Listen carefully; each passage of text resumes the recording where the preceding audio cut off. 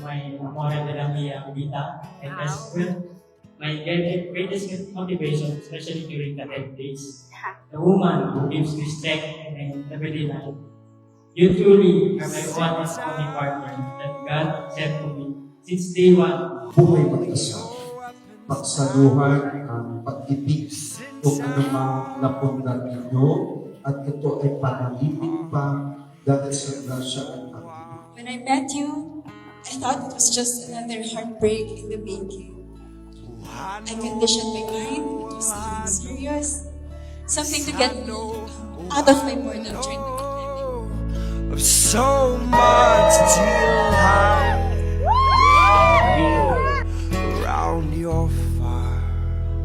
Congratulations anak, sana maging matatag ang inyong pagsasama. Hold my taste Mananal kita. and I love you. call away, and the morning light hold My loving parents, please take this gift as a sign that I will be getting married this special day in my life. I will still be your son and will visit from time to time. I love you, Ma and Pa, from your loving son, Royce.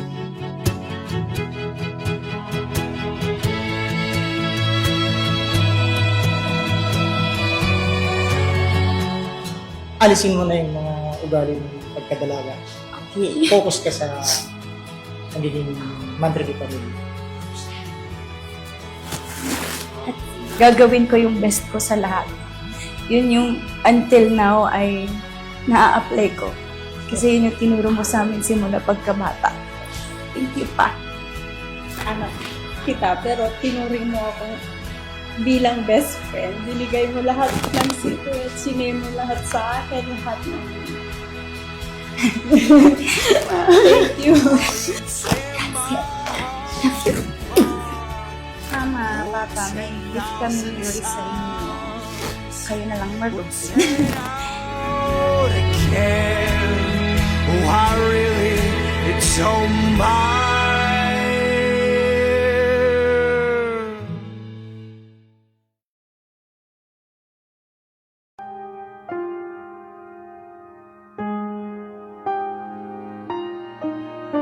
Actually, kaya namin na tong Antipolo, na palagi kami nandito, pumupunta, nag-date. He slowly earned my trust. And then, never niya akong pressure na sagutin siya. Instead, he patiently waited for me. Siyempre, may maganda, tapos understanding siya, tsaka maalaga. Ganun. Doon sa PME kasi, yung communication namin was very limited. Pero, hindi siya nag-fail na mag-good morning sa akin. Like, kunwari, magsa-start yung duties nila at 5 a.m. He would make sure to wake up at 4:30 just to have 30 minutes to talk to me. Nikiel, Kevin, Graso, Mads.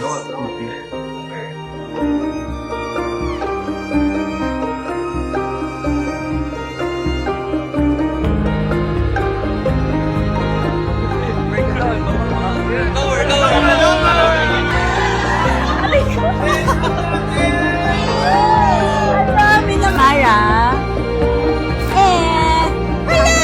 No, si OA. Si OA. Thank you so much. You're welcome, guys.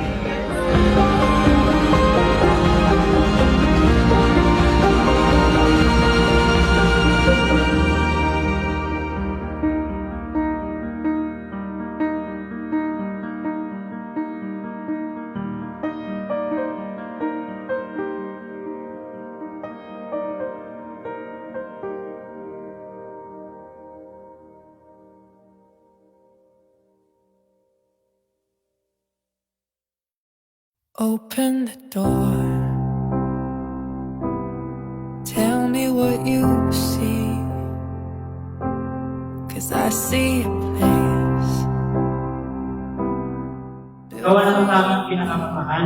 Ikaw ang unang nagpatibok ng aming puso. I vow to love you unconditionally while I am right now. My wife.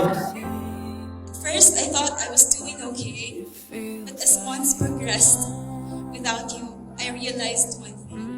I could live without you, but life would be meaningless.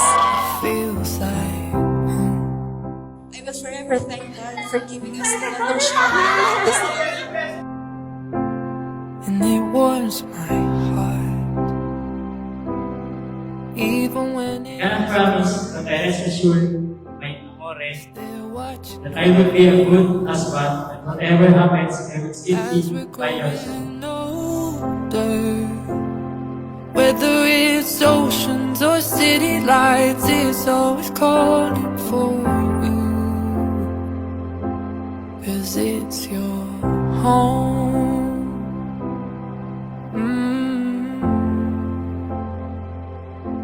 It feels like home. So now that we are in front of God, our families, and close friends, I vow to choose you every day.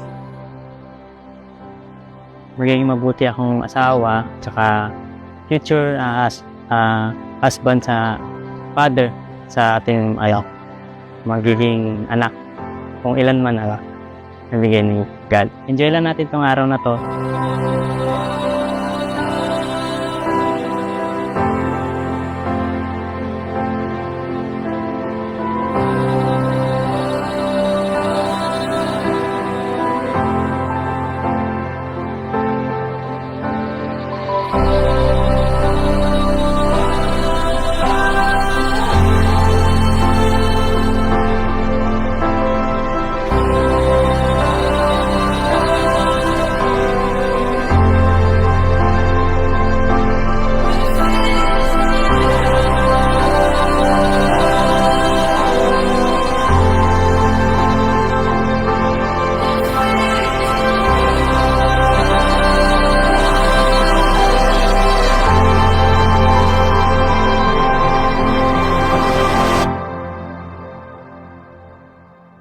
Open the door. Thank you for never giving up on me and for accepting me the way that I am. I love you more than you will ever know. 'Cause I see You will be the first and last Valentine